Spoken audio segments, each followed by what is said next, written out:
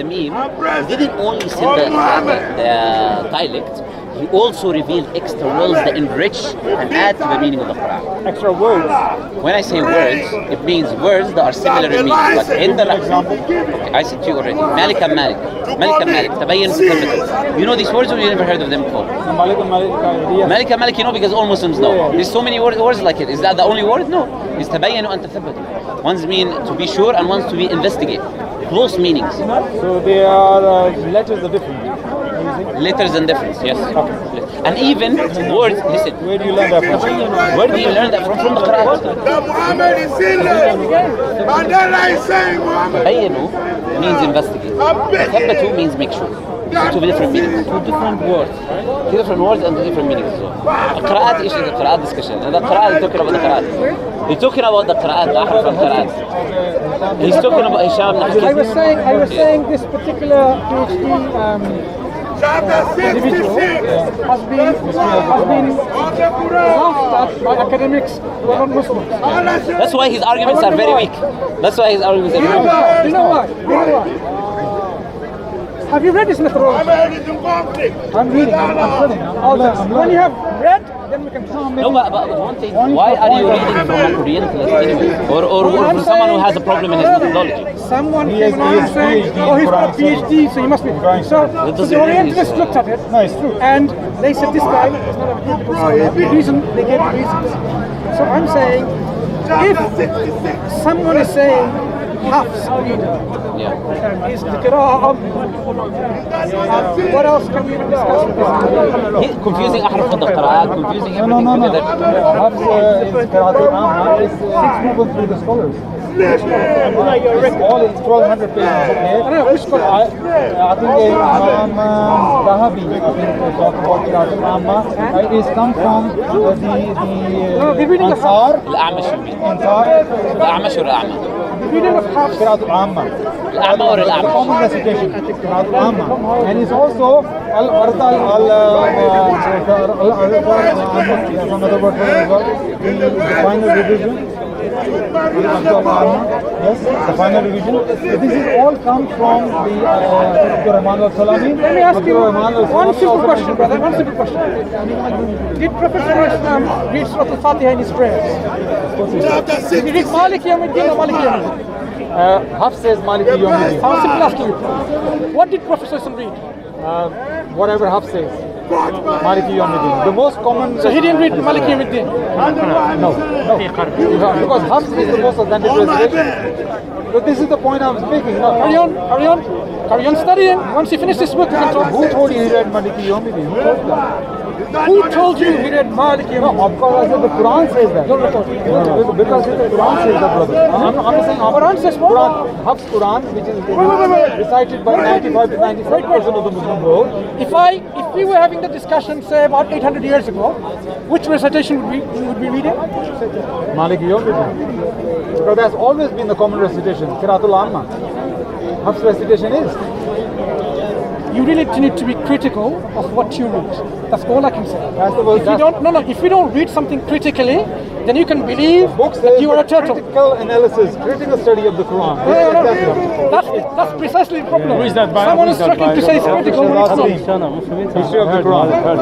So basically, all the reading which says Malik Yawmiddin is actually not the reading of the Prophet ﷺ. So Muslims who are reading this, all their prayers are invalid. No. As long as their intention is true, Allah will forgive from their even if they make mistake, Allah forgive them as long as they got the truth presented to them and they reject that truth, then they can be wrong. But if they never do any other recitation, then Allah will judge them according to that. And I'm saying Hafs is... Who agrees with him? Apart from you? This is not his opinion, brother. So once again, he's bringing scholars from my brother, classical scholars. Who agrees with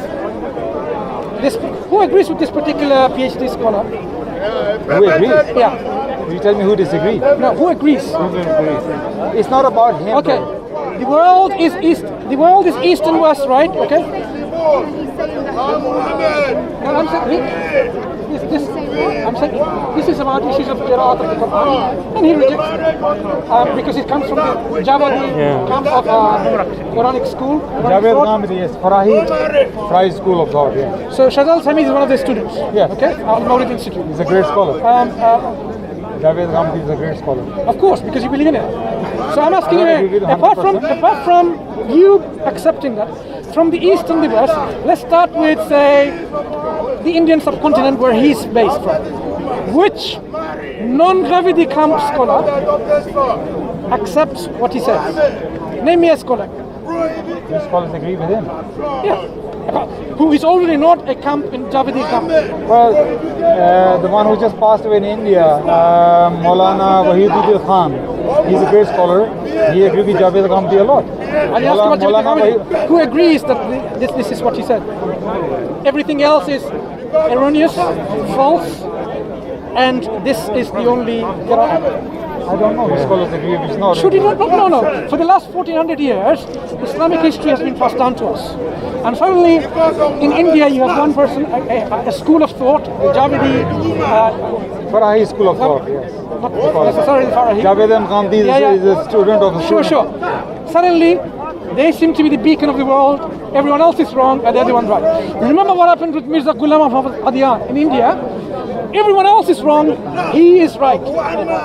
In India and Pakistan, we had many risings of individuals who consider themselves to be the right, and everyone else you are portraying him wrong and me wrong. No, that's why I'm asking you. Ghamidi says, can I ask you again? He believes in all the Who correct. else? He doesn't disagree with any scholar. He says 300 years ago, name me the scholars region by region who agrees with it. Region by region. Start with the subcontinent. Let's go to Afghanistan. 300 years ago. Yeah. 300 years ago. They don't exist 300 years ago. That's what I'm saying.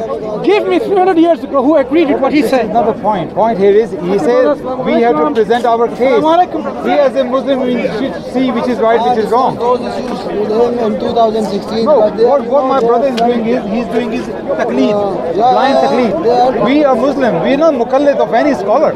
We say whatever is right and whatever is wrong, we judge what comes to us. We don't follow scholar. Allah says obey Allah and obey the messenger, not the scholar. So I'm not blindly following this. I'm saying let's present all the case, and which is right, just pick the right and reject the wrong. Because if somebody disagrees with you, that doesn't mean they are wrong. We as a Muslim, we must present all the candidates scholars. He's bringing all the classic scholars, and he said, make your own mind. Where is right and where is wrong. So this, how can we believe the Quran can be in different recitations? Then, we disagree with Quran only come in one recitation. The rest is the human beings make mistakes. Quran only come. And we say Hafs Quran, which is recited by 95 to 97% Muslims in the world, that is Qiraatul Amma, the original recitation. And that's why it's the most common. That's why Allah says Allah has preserved the Quran, and through this recitation, yes, there are false recitations of the Quran. We must acknowledge that there are some errors in some recitations, and they are not original one. An original one is only one, and that's why I bring in one hadith. My brother, he just walks away from me when I present one hadith. How come Umar Raziyallahu anhu for 15 years didn't know the Quran came in 7 different recitations? 15 years he didn't know that. How is possible? Umar Raziyallahu anhu was the closest companion of Muhammad sallallahu alaihi wasallam. He was told 15 years later the Quran came in 7 recitations. That cannot be right. The hadith, it has a hidden defect in that. But my Muslim brothers, they don't want to reject it. Hisham bin Hakim's hadith with Umar argument. Hisham bin Hakim only became Muslim after Fatah Makkah, 2 years before Muhammad died, and he was reciting differently to Umar. Either the hadith is false, or either Umar didn't know for 15 years that Muhammad was preaching in 7 different recitations. How is that possible? It's like saying that your wife for 15 years suddenly starts speaking Chinese, and you never know, oh, did you speak Chinese? She said, did you know that I speak Chinese? How bizarre that is. How Umar didn't know for 15 years? This is my question for asking my brother. Or they say he probably forgot. One brother say he probably forgot. How can he forget such an important thing? The Quran coming in 7 different recitations. And Al-Suyuti says this hadith is among the mutashabihat. Very problematic that hadith is. But my Muslim brother, because it's in Bukhari, they don't want to reject it. This is the problem. Bukhari was a human being, is a great scholar, but Bukhari did make mistakes. Even scholars like Sheikh Albani, he's corrected some hadiths from Bukhari. So we must as a Muslim acknowledge Bukhari is not Quran. Bukhari is not infallible like Quran. Quran is infallible. Bukhari, though is a great scholar, but he's a human being, and he did make mistakes. But some of my brothers don't want to accept that, and I pity that. Why? Why we are so brainwashed? We must say Quran is our yardstick criteria. Anything goes against the Quran, we will respect say, I'm sorry, we're not taking it. Some of my Muslim brothers, and these kind of scholars exactly do that. They say no, we never put Bukhari as pedestal as Quran.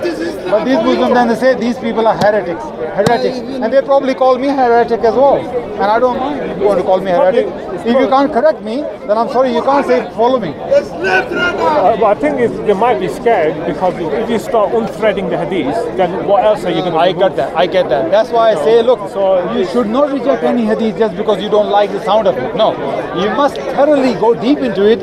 Why do you think that hadith is problematic? Because you Who's like the authority to do that? Who do you think has got the authority? No, what we have Quran. Quran is the authority. First of all, there are great scholars like Ibn Salah. Ibn Salah is a great authority in hadith.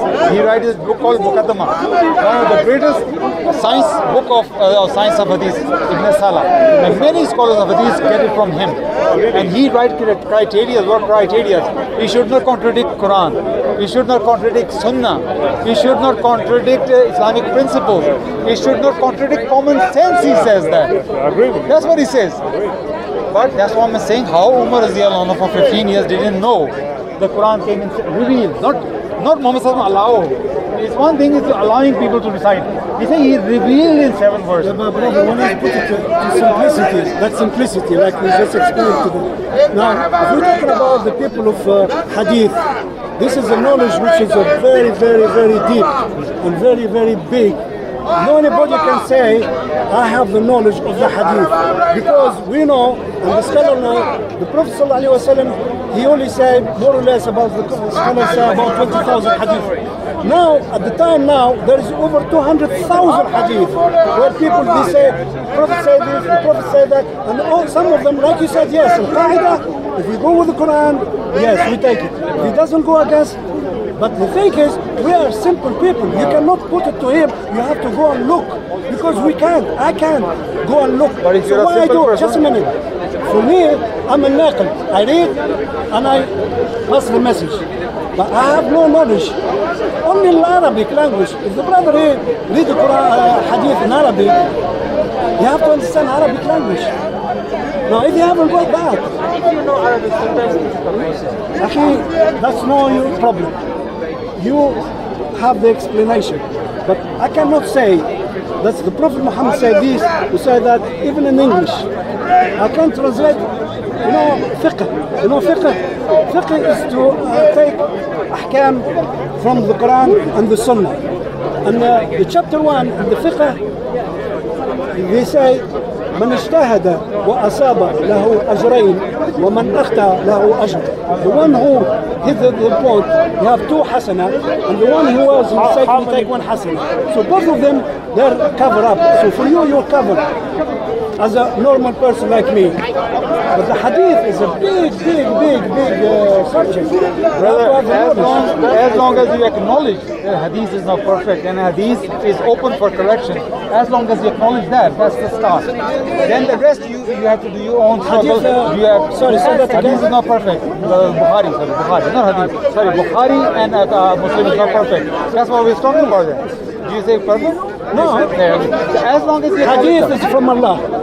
No. Listen, brother, listen. Quran was revealed to the Prophet Muhammad from Allah. Yes. And the Hadith was from the Prophet, from Allah to the Prophet Muhammad. You're talking about the preservation. No, I'm talking about the Hadith. No, you misunderstand. Hadith, the Rasul sallallahu alaihi wasallam. As long as it's proof that he anything comes from the mouth of Muhammad sallallahu alaihi wasallam is without doubt is perfect. Message. No, yeah, No, it's a message. It's written down. But there's a Bukhari and Muslim. I'm not talking about the Bukhari. I'm talking about the Hadith. No, I'm talking about Bukhari and Muslim. What the Prophet Muhammad said in the Hadith is revealed to him from Allah, not from himself. No, hadith doesn't reveal from Allah subhanahu wa ta'ala. No, Allah. No, brother, no. What he's saying is Brother, are you saying that everything Muhammad sallallahu alaihi wasallam spoke is revealed from Allah? Yes. Allahu Akbar. Yes. Have you read Surah Abbas? Have you read Surah Abbas? Abbas Allah. Yes.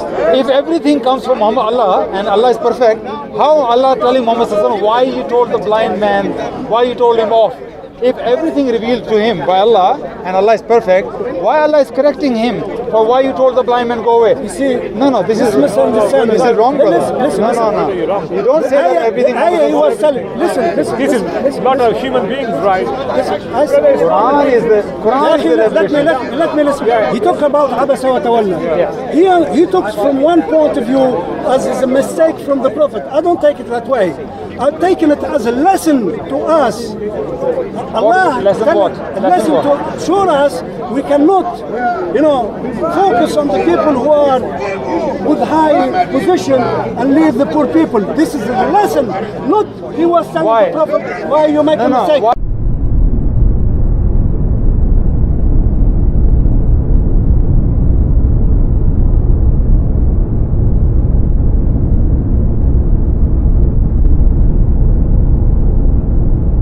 Israelites will return to take down Islam.